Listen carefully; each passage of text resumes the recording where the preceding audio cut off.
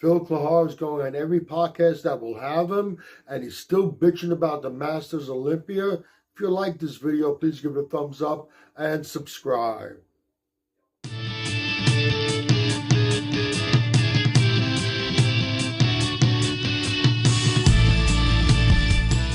Okay, Phil Clahar's been out there. He's been on a handful of podcasts. He's put up his own post, still going off about the placing at the Masters Olympia, where he came in second to Dorian Haywood, first place. Prejudging, Phil has a score of 6, Dorian 14, which has Phil leading him first, Dorian back at in third place.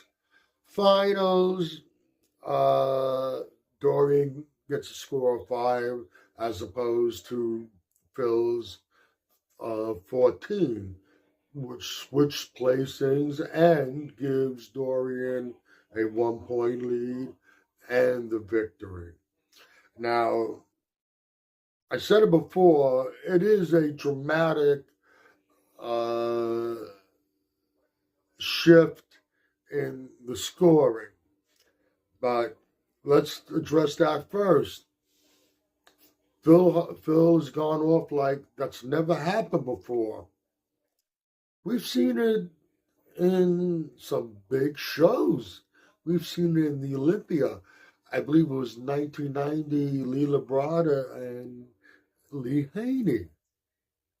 Well, Lee Labrada, I don't remember what the point difference was, but he was a bit ahead of Haney, and then things had switched around. 2001, Ronnie Coleman, Jay Cutler. Now, if my memory serves me right, after prejudging, Jay was leading by 6 points, and Ronnie won by 3 points. So that's a 9-point shift. We didn't hear Lee Labrada and Jay Cutler whining and crying like this. It's happened, and I'm sure it's happened in numerous other shows. And the truth is, the physiques do change. Yes, it wasn't a lot of time in between. Let's get into the physiques changing. I don't think there was much of a change either way with either one of them from prejudging to finals. I don't understand the difference in scoring from prejudging to finals. But that being said, and I'm not there in person, looking at pictures and videos and comparing both of them, prejudging and finals, it's a toss-up which way to go on who beats who. So any way you look at it, I think it's a toss-up on the way it's a toss-up on who could have actually won the show. Now, Phil Clahar, he made some serious accusations now. He's insinuated, or he just insinuated, he said somebody made a phone call, somebody received a phone call and was told that Phil can't win. But that story changed a little bit, because initially when he said it, he said somebody from the inside, and I won't say their name, told me. But afterwards it was, well, a coach told me. And how the coach came about, no, he didn't specify what coach, whose coach, somebody who's a coach. And I don't know how the coach came about knowing this. that accusation is a very serious accusation. The only ones who could have made the phone call are Jim Mannion or Tyler Mannion, or they were on a group call with none other than Steve Weinberger. I mean, you're really, it's very serious accusations against them.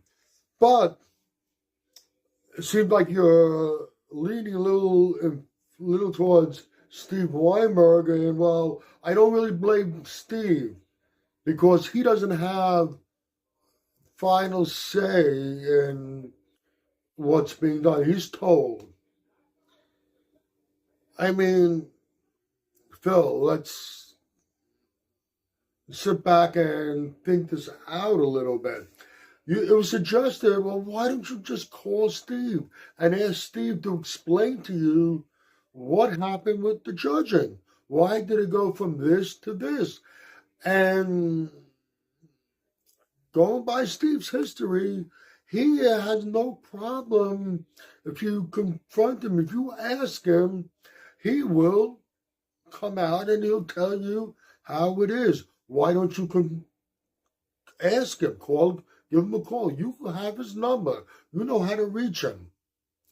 Well, if I do that, if I tell him it's between me and him, he'll tell me the truth, but I wouldn't be able to relay it because if I do, it will be like throwing Steve under the bus. So that's your excuse out of that. Why are they so against you? Because you've been outspoken, and this is payback for you being so outspoken. But it's also been said, if they don't want you to win, that's the way it is, because you're so outspoken. Why were you ahead in prejudging at all? So that does not quite make sense.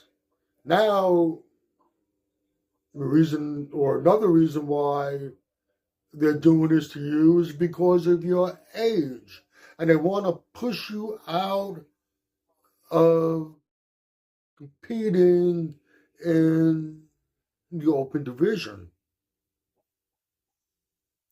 What? That sounds almost as crazy as the phone call scenario. You said that a while back, a year or so ago, you were talking with Tyler Mannion, and obviously Tyler wasn't aware of how old you were. And for some reason in the conversation, it came out what your age is. And he was surprised. And coincidentally, right after that, the placing started going down. Well, you've been outspoken and you revealed how old you are, and that's why they have it in for you. But I'm sure Tyler knew how old you were before you told him. You're an IFBB pro. They have your information. They know how old you are. It's just getting crazier and crazier. Latest, I just saw a video where he's really going off and he attacks Bob Ciccarello. Now, let me say this. I am no fan of Bob Ciccarello, but I'm totally on his side on this one. He's accused, because Bob Ciccarello, he really laid it out how it is, and he made some very good points. Some of them, what I said just now, and more.